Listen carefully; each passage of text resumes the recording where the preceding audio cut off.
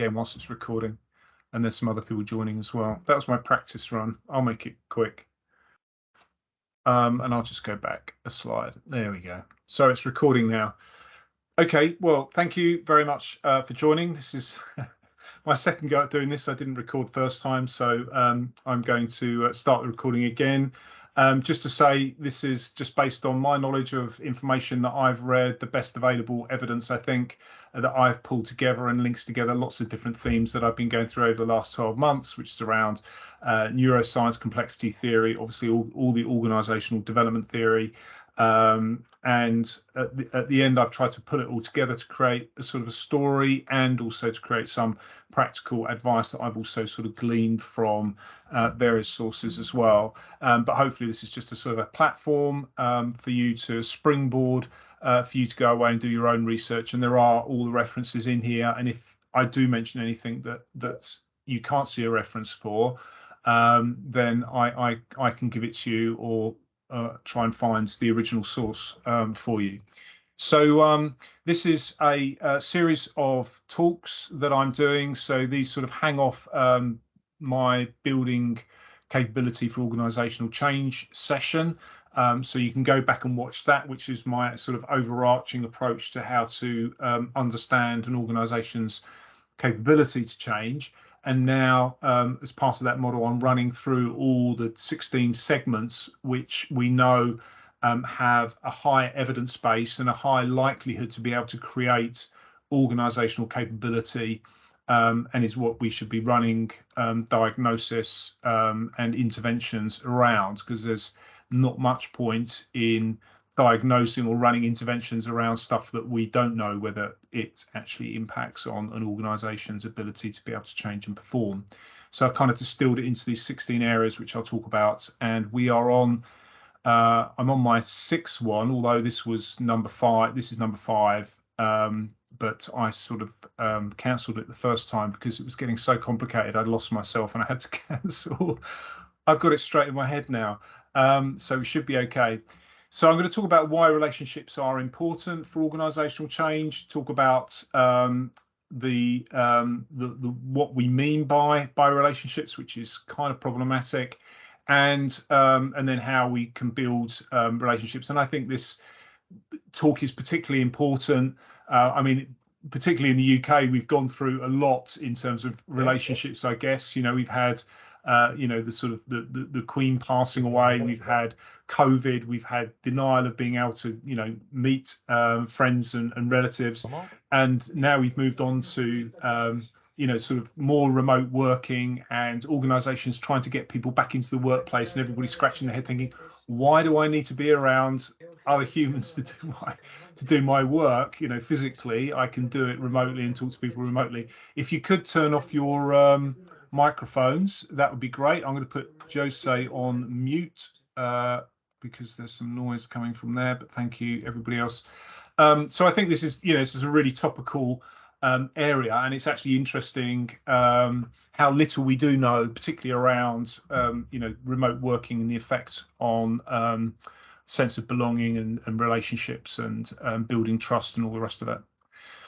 So why is it important? I always like to sort of go back dive into the history of these things, and I think the idea of social cohesion has been around for 120 odd years, and Emil Durkheim talked about collective consciousness, which we will talk about, and I guess in a way that's kind of a definition as well of culture, isn't it? It's norms, and what we talk about culture, we talk about norms and beliefs, which is sort of like a collective consciousness within an organization, which forms the basis of sort of social integration, that we all share these common behaviors or beliefs about the way the world is, and that allows us to live in predictable states, which is why we like to be with other people who are like us, generally.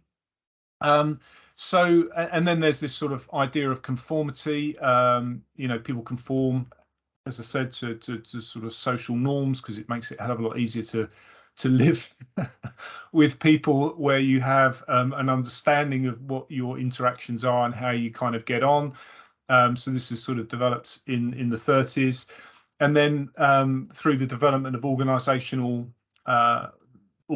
development theories, we get this idea of pro-social behavior, sort of this very crude idea of in-groups and out-groups, which I guess is an early conceptualization of, inclusivity in the workplace. And we'll touch on that, a more sort of refined, nuanced idea around that. But I think that kind of thinking is still there. Social identity, to sort of understand how well this was around understanding discrimination, so specifically around discrimination in this theory, but then was later applied to organizational development and how people sort of favor some people and don't favor others, which again relates to sort of in and out group.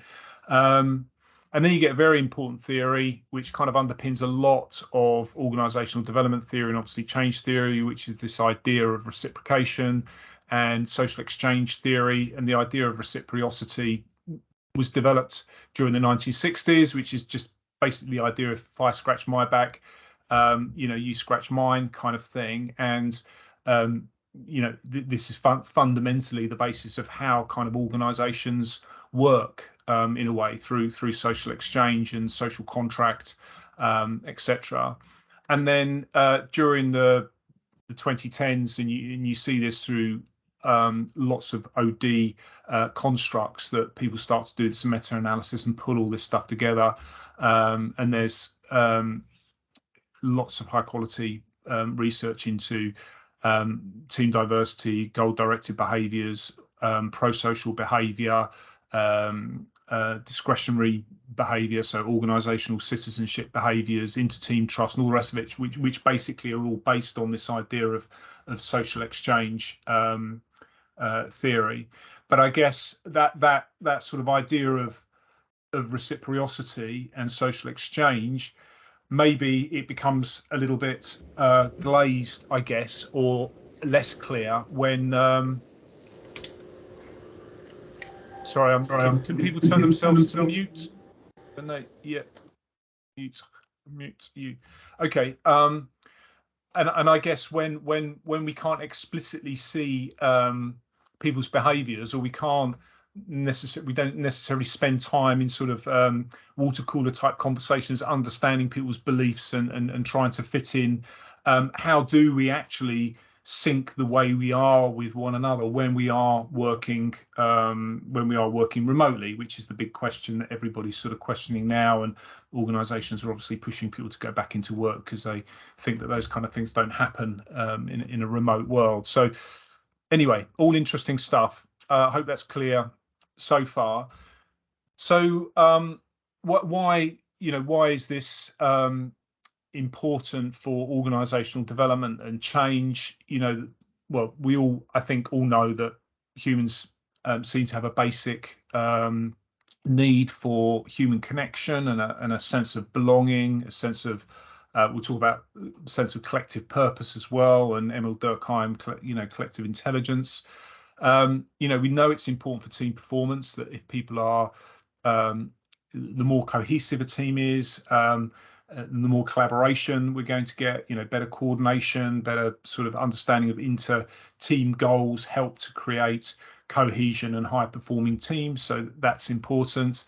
It ties into complex systems as well, around the idea of numerosity. What's the optimum size of a team? What's the optimum number of relationships and sort of feedback mechanisms? Why do complex systems need diversity? We need complex systems need diversity in order to survive, in order to be able to be resilient. Because if everything's the same, then we end up with nothing, and ultimately we don't exist. So we have to have difference in systems for them to exist. How systems manage to get back into equilibrium, through feedback systems, through diversity, through numerosity as well. That all of those things must be present for complex systems to be able to operate effectively. Yeah, this whole thing around inclusion and diversity as well, and the importance of having inclusive cultures. And we talked about organisational citizenship behaviours and adaptive pro-social behaviours, which are critical for change. And, you know, strong relationships help us survive. You know, they create robustness, not just at an individual level, where we talk more about resilience, but certainly within organisations can absorb and adapt if they have redundancy in their systems, and that redundancy can be created through, you know, the energy that we create through our relationships with others, and I'll go into that in more detail as well. So yeah, this is the little bit of the sales pitch. This is my approach to understanding organizational change capability, which are these 16 factors that I talked about earlier. And the sessions that I'm running, we deep dive into all of these factors. We've covered all the grey ones so far. Oh, we've done leadership as well. I didn't grey that out. We're talking about relationships today. I'm running a session in 2 weeks' time on goal-directed. My target by the end of the year is to do half of this, and then I'm going to do the rest at the beginning of next year. And the way that I go into organisations and work with them is to assess their capability to change. So I, you know, run a survey, find out how people feel about trust in leadership or level of relationships or whatever, and then we can understand what the intercorrelations are between those different areas. So then that gives a sort of a strategy for the organisation to be able to say, right, well, we know this has a high, relationships has a high, or dialogue has a high impact on relationships. And we know that dialogue also has a high impact on lots of other areas as well. So if we want to improve relationships, let's build capability around dialogue, because we know that impacts on lots of other areas as well. So we can start to form a sort of strategy and interventions that we should run, and then we can monitor how those interventions impact on the organisation's change capability going forward. And these are the kind of causal maps. This is a very crude one, but the kind of causal maps that you can come up with, because you can combine the internal organizational data with what we know from the research, and start to say, well, you know, if we build trust in leadership, that will drive relationships. So we know that trust in leadership is a good predictor of having positive relationships. Setting clear direction and clear sense of purpose is also important, and we'll come on to that. Information sharing, co-worker support, and communication drives improved relationships as well. So we'll be covering all of these off. So these are, you know, the drivers of relationships. And we know if we get positive relationships working within organizations, then we're more likely to learn, because people are exchanging lessons learnt. We get employee voice. People are more likely to sort of speak up, speak out, more likely to change. We get more participation in decision making, and we get more commitment ultimately to the organisation and to change as well. So and we'll sort of touch on these pieces. So that's basically why that's a pretty strong argument, right, for why relationships are important, because it effectively drives ability to perform and change. And we talk a lot about, organizations talk a lot about employee engagement, and when you break in, I always show this slide because organizations seem to be obsessed with employee engagement. When you break employee engagement down, it basically breaks down into these 16 areas anyway. And if you're measuring employee engagement properly, it should be measuring your organization's capability to change anyway and build positive relationships, for instance, or goal-directed behavior, or whatever it is. And you can see that here, where you know, trust in leadership is you know, is critical, and you know, all these other factors on the other side. Psychological safety is critical for building relationships. Clarity of role as well. We'll talk about that. But it's just to say that, yeah, that if we are measuring organisational engagement properly, we should get a pretty good idea of what the state of relationships are and the organisation's capability to change. So yeah, so that's the end of the picture around why relationships are important, and we will go into more detail into why relationships underpin employee engagement or energy within a system, which I think is what employee engagement should really be measuring. So I'm going to start with belonging, because we'll talk about this, but it's very difficult to really nail down what we mean by relationships. So one interpretation of relationships is that we have, we create a sense of belonging through relationships, or relationships are a sense of belonging within an organization.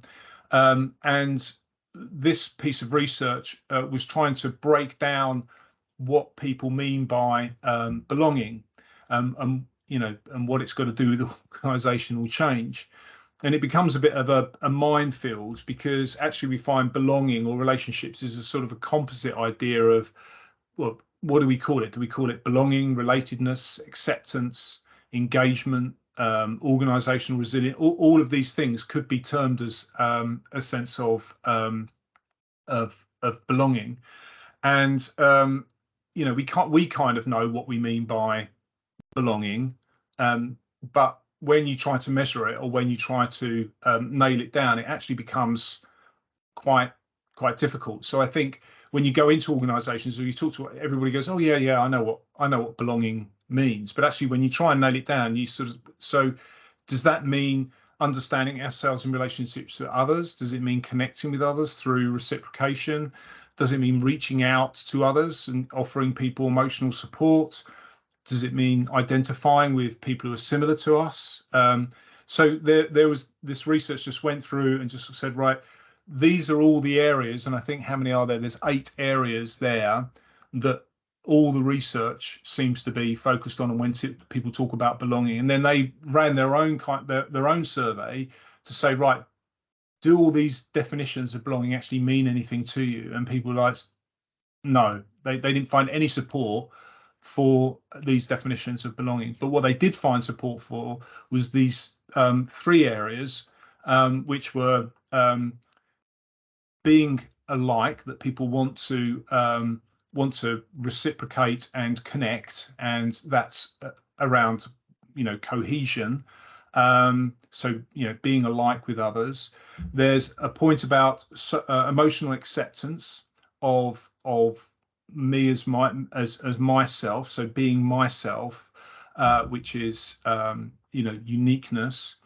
And then what they call social self sort of representation, so how I present myself to the group as an actor who is useful within that group, as an agent who's useful within that group. So how am I contributing to the purpose? So actually you could pull sense of belonging into 3 areas, which is cohesion, sense of uniqueness, and purpose. And then when you relate that to another paper, which I think is a really good, really interesting piece of work, which is sort of saying, well, if we're trying to build inclusive cultures or sense of belonging, if you have uniqueness up one axis and cohesion along the other, and I should have taken out belonging really, because it's really cohesion what we're talking about.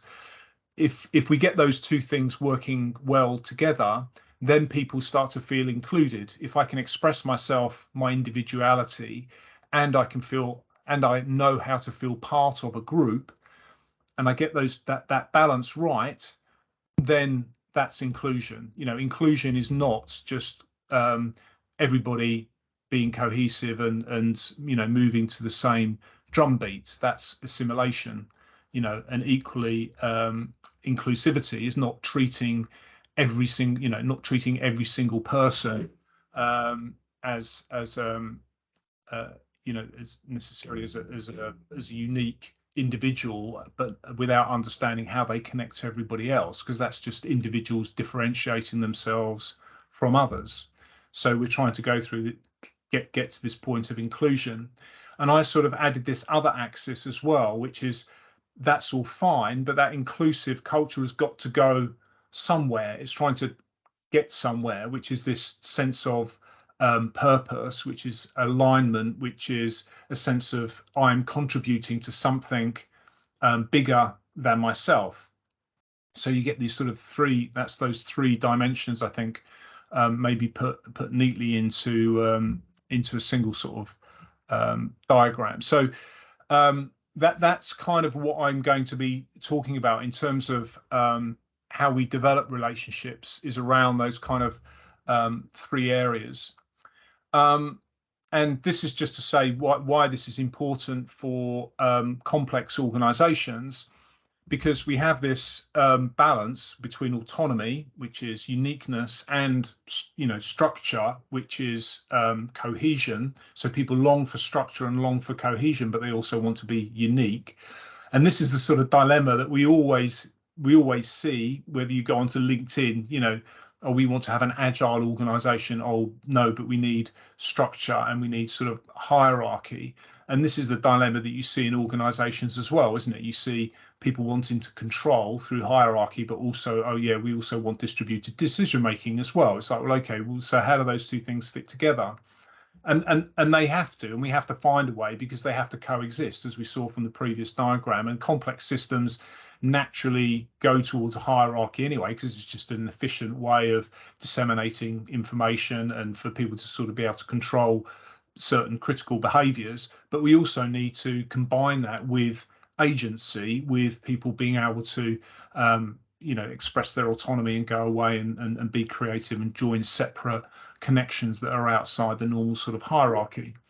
And what allows organizations to do that, to combine the structure and the autonomy, is to have a very clear sense of purpose. We all know if we've got a clear sense of purpose, we can go off, and as long as we all know that we're working to the same outcomes, we can start to make connections and do work that creates those outcomes regardless of the hierarchy. We have to be cooperative, we have to give people voice.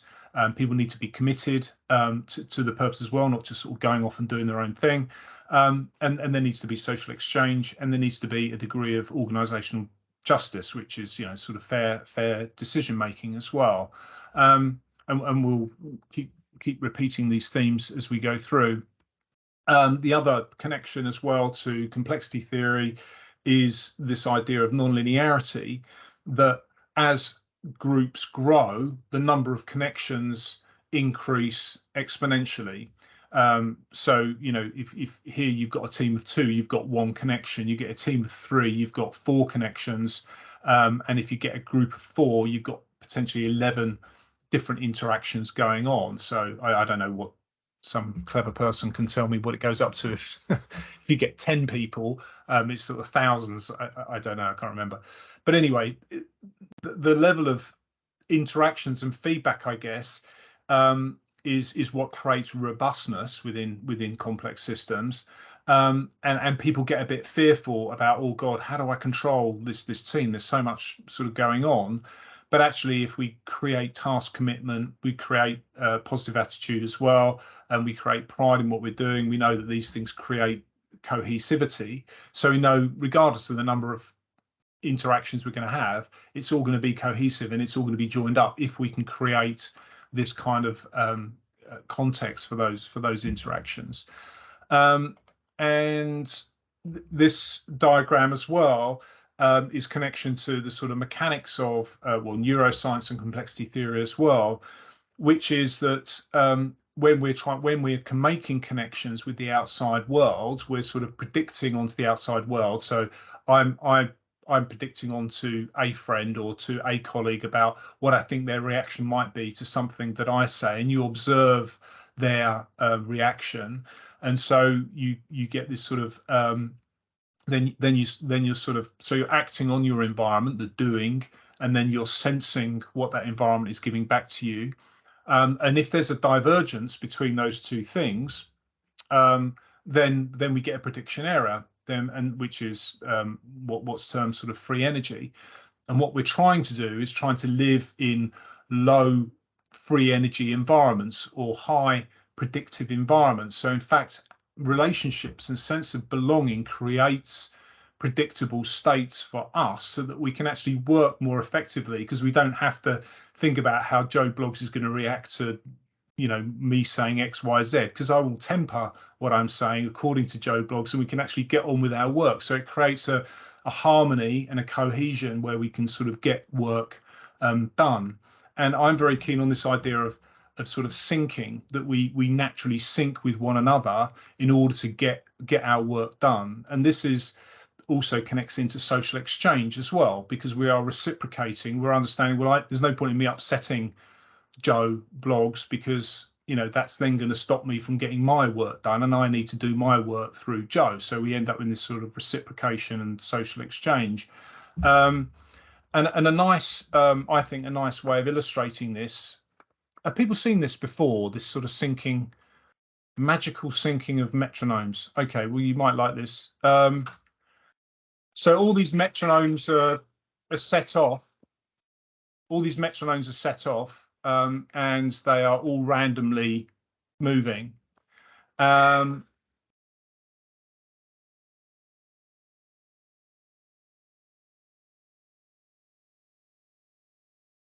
And you can probably hear after a while that actually the noise becomes more synchronized, and their movement becomes synchronized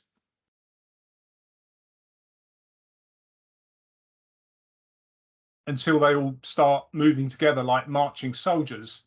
And this is because kind of all systems want to be in predictable states. So these metronomes are sensing what other metronomes are doing through the base they're sitting, that blue base they're sitting on. So that obviously they aren't conscious, but it feels like they are conscious, doesn't it? When you see these things coordinating, it's almost a level of consciousness. And you can do this with lights, you can do it with anything. And in fact, they've managed to sync lights flickering 5 kilometers away from each other. So you can put a light, on one top of a hill and a light on another, and they start blinking at one another. And then after a while, they just start synchronizing across 5 miles, which seems like magic. I mean, God knows how that happens, but there is something around energy within the system that wants the system to balance itself and coordinate. And for me, I think fundamentally that's what why we desire as humans a state of belonging, because we want to be in these synced, predictable states. And if you've heard of leader-member exchange theory, I kind of think it ties in with this idea that well, leader-member exchange and autonomy and psychological safety are the biggest predictors of sort of discretionary behavior or organizational citizenship behavior, which I guess is is a form of energy within a system. So I want to do extra work is a form of engagement, it's a form of energy, it's a form of vigor, it's a form of feeling well-being and energetic, etc. So in leadership, in leader-member exchange theory in organizational development, you get this idea that a manager will exchange, reciprocate. So they will say something or do something that they want somebody to reciprocate against, and that forms that reciprocation forms an exchange and a relationship. But then that relationship then affects the next exchange. So you want to be on this sort of upward circle where every exchange becomes more, your manager asks you to do something, you do it, that forms a bond, a relationship, you can trust each other, and so you give them a more difficult task, or and you keep going on and forming these relationships, a very basic sort of level of synchronization. And that's obviously a theory that's been tested within organizational development.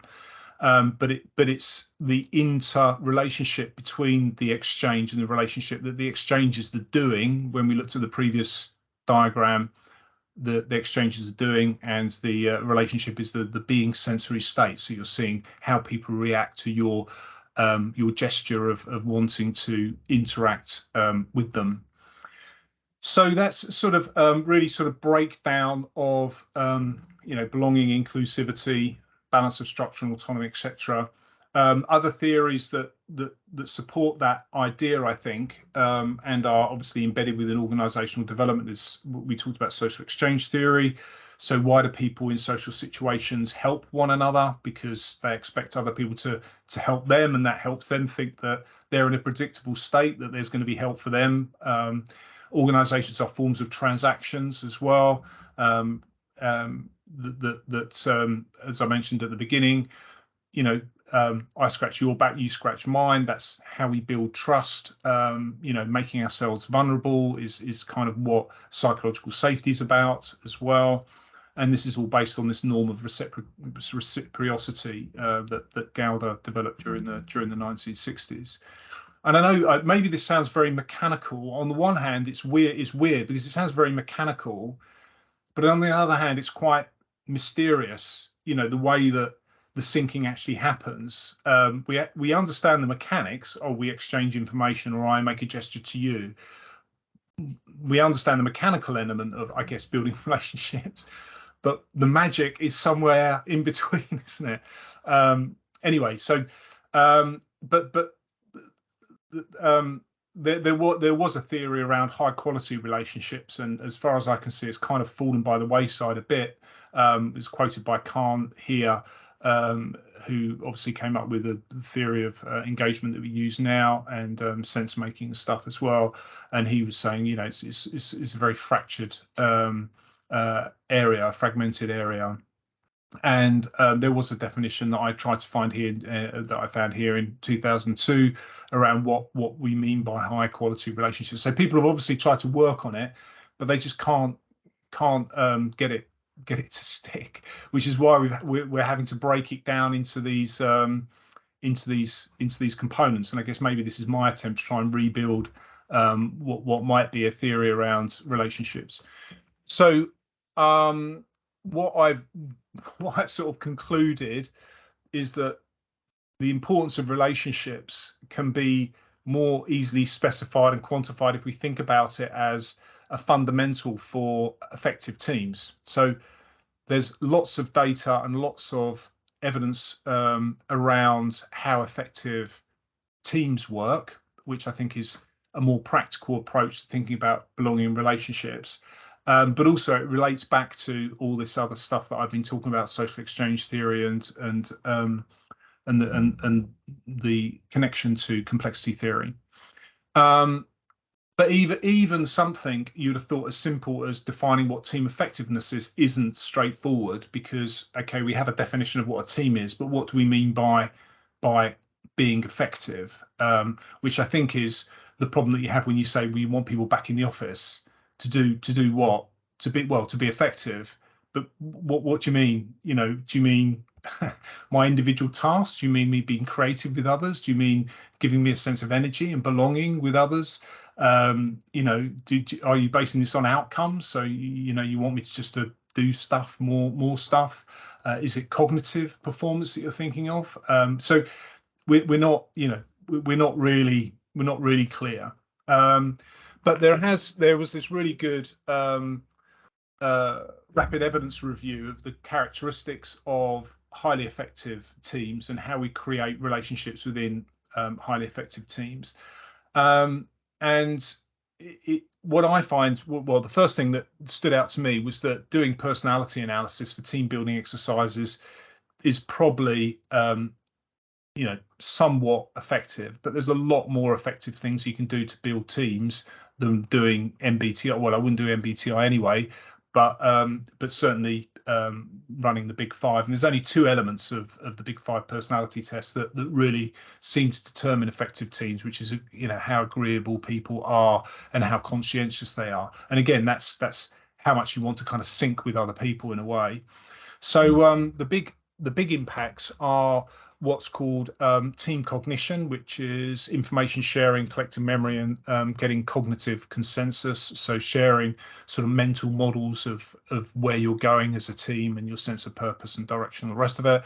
And the other area is this area at the bottom around social states, which is inter-team trust and psychological safety and team cohesion, team identification. So it's the cognitive state and the social states combined that really make and if you think about it, that model that we had, our cognitive state, we have a cognitive state, and then we predict onto this social state, we predict onto the world, and we get this information back about how that world is, and then we adjust our cognitive states. So actually those two areas, cognitive state and social states, is actually that whole reciprocation loop, as it were, working. Maybe, I don't know, this is me. I'm aware of time. I have broken these down.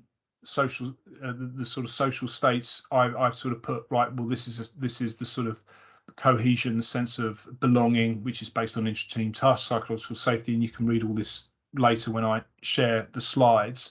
And we know if we dial up different elements of this, so if we dial up intra-team trust and team cohesion, that works really well in virtual environments. And trying to create more inclusive teams.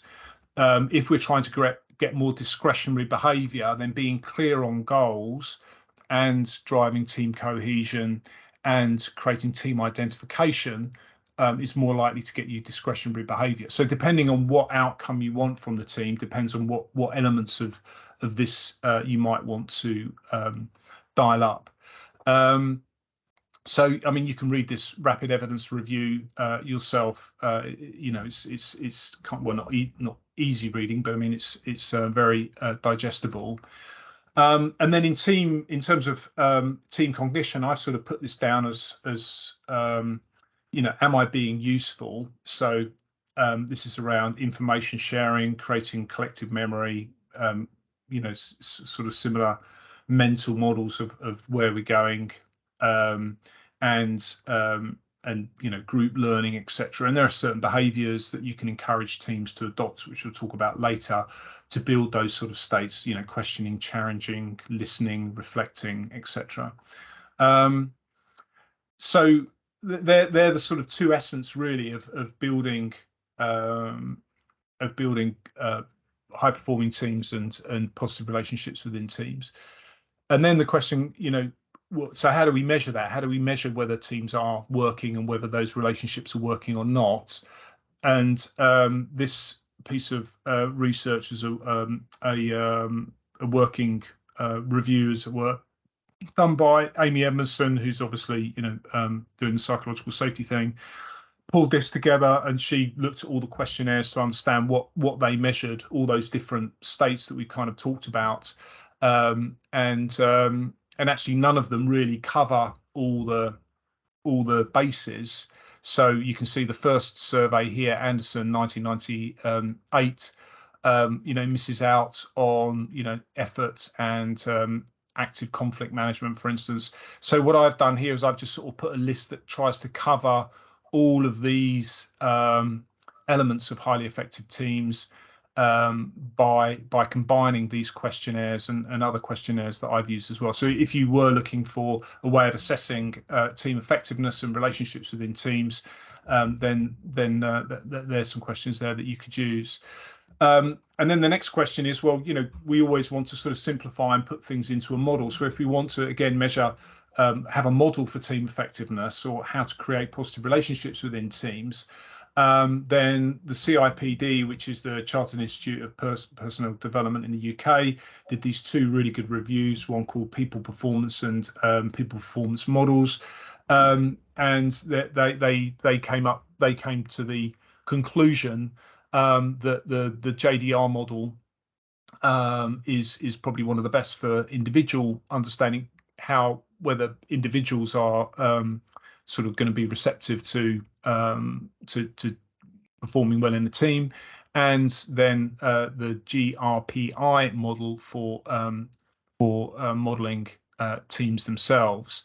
And you can see here they've got the popular Lencioni's model, which isn't an established theory in academia, and there's no evidence that model kind of works. So maybe there are other models that you're familiar with. So let's just have a look at. Oh, I don't know what happened there. Can you still what can you see?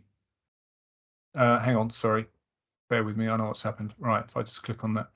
So this is the JDR model, which is if you're familiar with this, jobs, demands, resources model, which is basically saying that in order for people to perform well and have these sort of positive relationships, you need to balance the demands and the resources. And this is really a measure of energy within the system, well-being, engagement, burnout, etc. They're all related.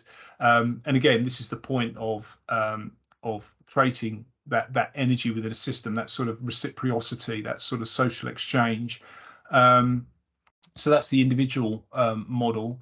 And then, and I've just related these to the 16 areas within my organizational capability measurement. So when you're going into an organization measuring their capability to change, you're also measuring levels of energy, you're also measuring levels of well-being and people's ability to be able to form relationships and reciprocate, etc. And then you've got the GRPI model, which I think is kind of okay, but it's kind of missing out on trust and psychological safety as key elements of building positive relationships and high-performing teams. But I think it's a nice model in that it breaks down the basic components of effective teams, which is having clear goals, clear roles, clear processes, and clear interactions. And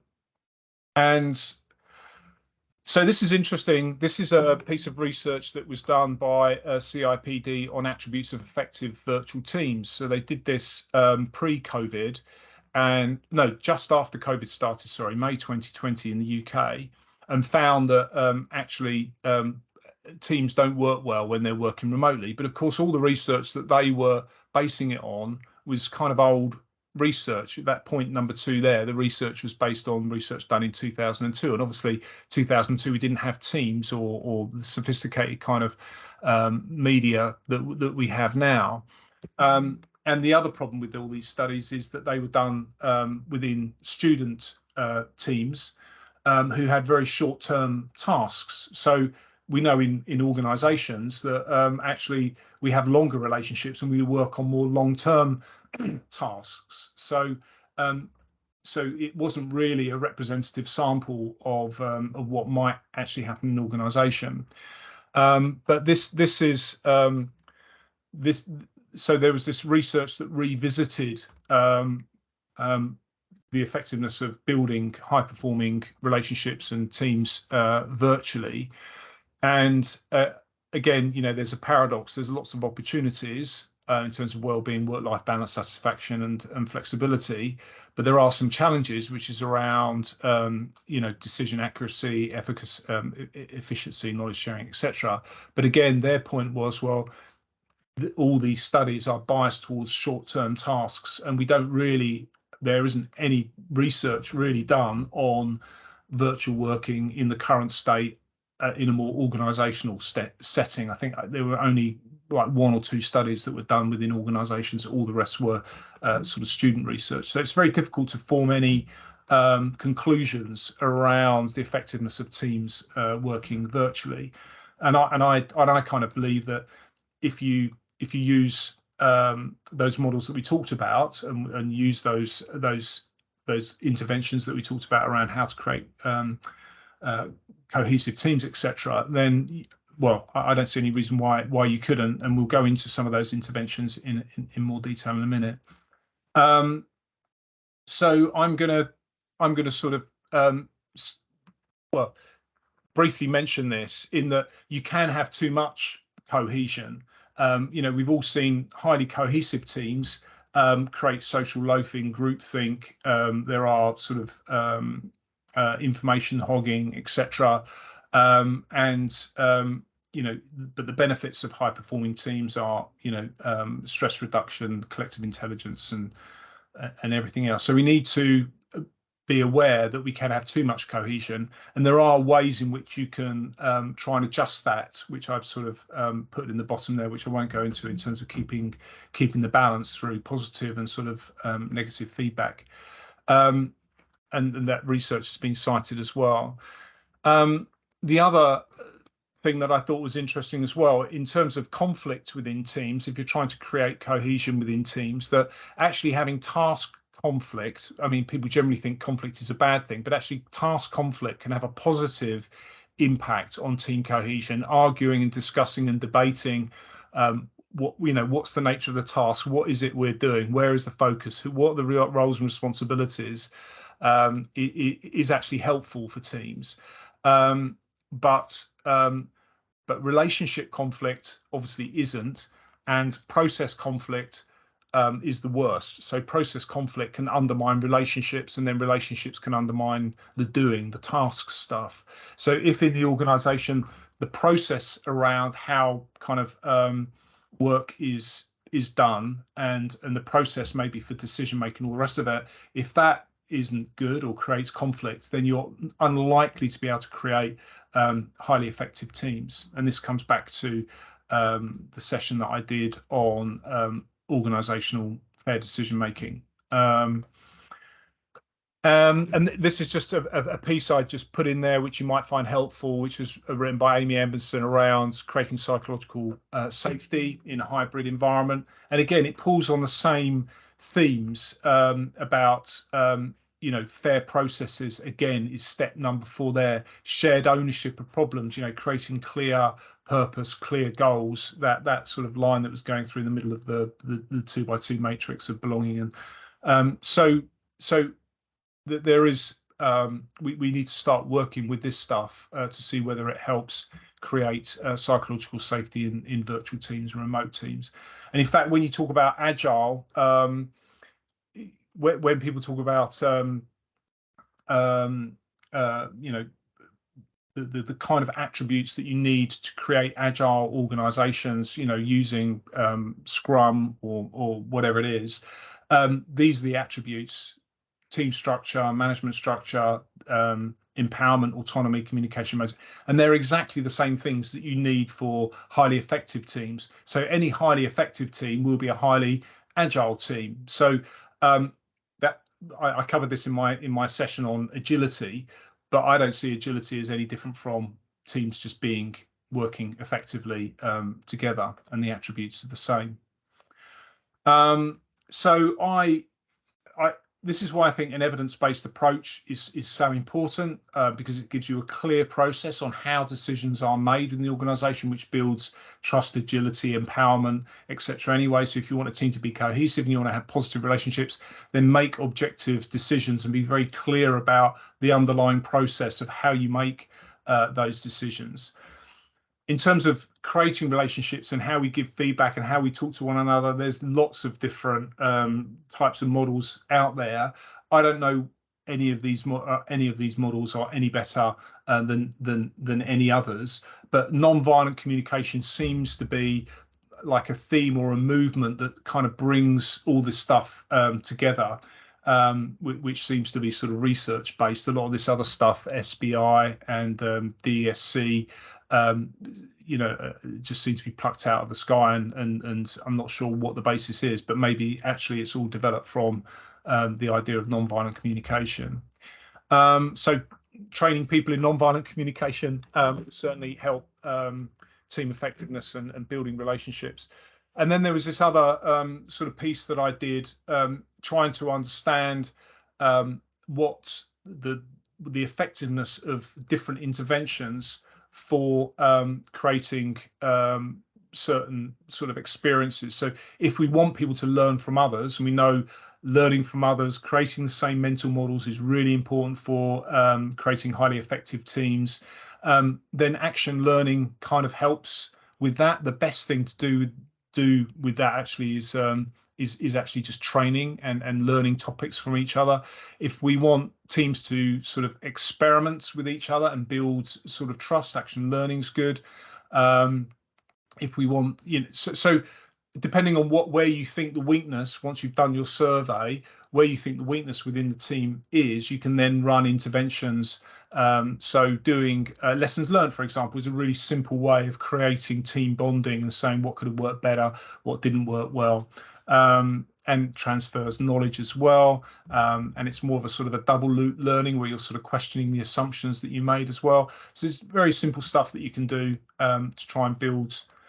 And I'm a big fan of this because I sort of built it based on various theories that are out there. But I try to put it in simple language, and this is the approach that Real is here, and that we should start, if we want to build effective teams, we start with the relationship. So we start with the reflecting, inquiring, affirming, and listening. So it's actually more sensing and being than actually doing. And then we move into the sort of development phase where we understand where that person wants to go, etc., and we express empathy for them not being able to perform as well as they want to, or not feeling they contribute to the team or whatever. And then we reframe the problem and we share the issues as well with others, and we all help develop people. And then we move into the performance level, which is where we're sort of target setting and expecting people to deliver against those targets, and people are honoring, and we see people experimenting with different behaviors to try and improve their performance. And managers are sort of removing barriers. And there's a lovely piece of research on this within Novartis, and it's a randomized controlled trial over 7,000 people, where they gave high-performing teams. They were trying to build psychological safety within high-performing teams, and removing barriers works really well with high-performing teams, because high-performing teams like, just move stuff out of my way, I'm coming through and I just want to get stuff done. Whereas teams that were lower performing, to build psychological safety was very much moving the conversation from the manager to the individual, and the manager just listening and reflecting and acting more as a coach. So there are different management behaviors that need to be exhibited depending on where the team is. And I think that's pretty much it. I think there are questions out there where you can measure people's capability to listen. I'm not 100% sure about that. And there are different ways of listening, which you can go away and look into yourself and feed forward. There's CIPD have done a review of the effectiveness of feed forward as well, which is a technique of getting people to look into a positive future and think about the behaviors that they need to replicate now in order to get to that sort of future state. This is just sort of breaking down empathetic listening into the sort of real behaviors, which is being attentive, reflecting, inquiring, listening. And there's some research there that you can go away and look at in terms of the essence of the building blocks of starting relationships. And that's it really. I said it would just be a big dump. So there you go. And we got 5 minutes for questions. Did that all come together in the end? Did it make sense, or was it just me rambling?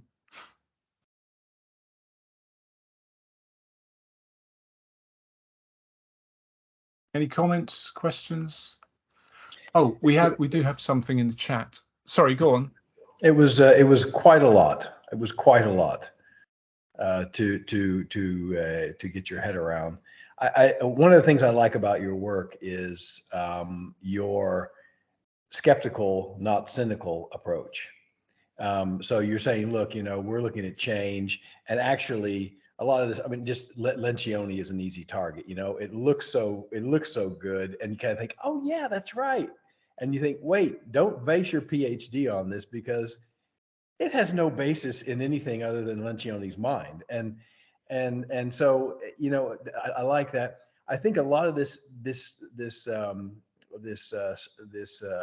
research, it's almost like a double slit experiment.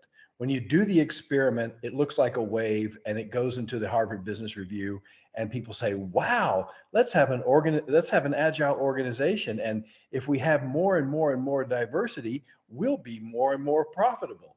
But then when you actually are doing business, you don't have the time to do these things. You just need people to shut up. You need the metronomes to align. And so I'm asked as a consultant, get the metronomes to align faster. And then I don't give a damn about anything else, because the world has changed and we've moved that department. And now our research and development is relocated to California.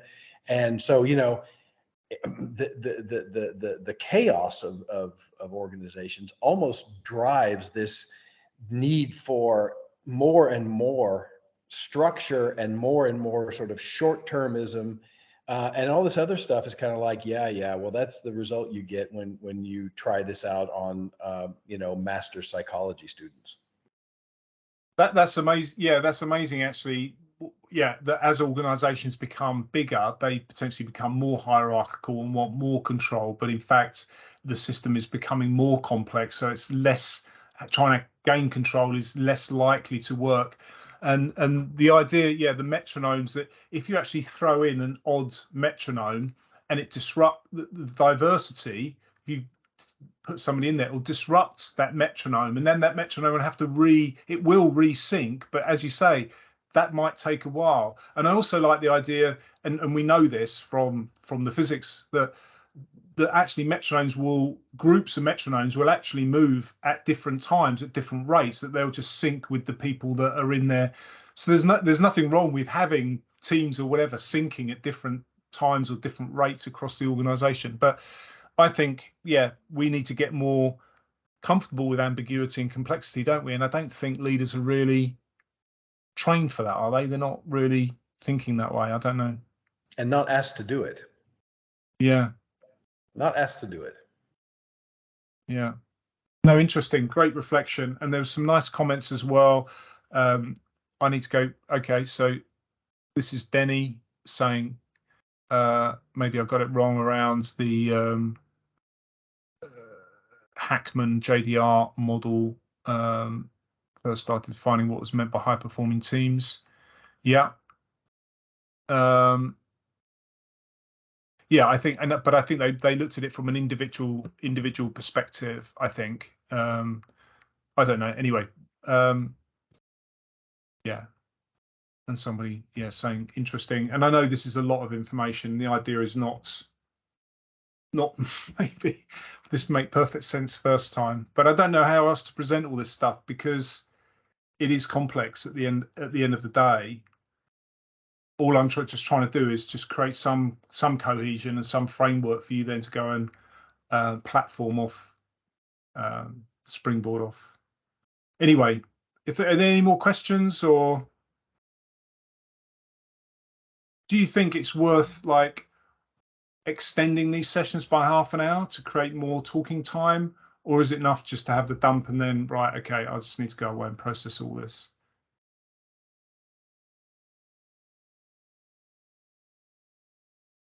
Extra half an hour. Well, I mean, I'm free for 10 minutes now. If people have any more questions. Yep, do a part 1 and part 2. Yeah, each 1 hour. Yeah. Oh, I like that idea. Yeah, that I could have one session. You could go away with the homework, then we could come back and discuss it all after we've digested it, maybe. Any more questions at the moment? What did you find particularly interesting or useful?